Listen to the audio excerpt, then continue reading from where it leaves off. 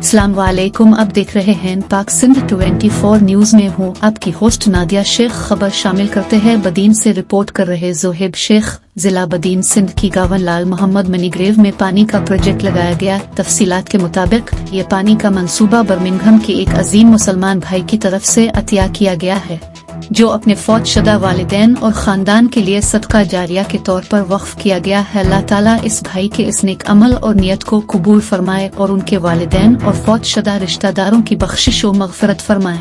इस हदिया पानी की रकम को महमूद साबिर मस्जिद व फुरकान रिलीफ ट्रस्ट के जरिए से पहुँचाया गया। अल्लाह कबूल फरमाए, आमीन। अंदरून सिंध में महमूद साबिर मस्जिद वाला फुरकान रिलीफ ट्रस्ट के ताउन से सिंध के उन पसमानदा इलाकों में रहने वाले गरीब खानदानवन के लिए सैकड़ों पानी के प्रोजेक्ट मुख्तलिफ जगहों पर लगाए जा चुके हैं और हम खास तौर पर मोहम्मद अरशद बेया और उनके साथ ताउन करने वाले तमाम मुसलमान बहन और बेयों के लिए खुसूसी दुआएं करते रहते हैं कि अल्लाह ताला महमूद साबिर मस्जिद अल फुरकान रिलीफ ट्रस्ट के साथ ताउन करने वालों की दुनिया और खुद को रोशन फरमाए।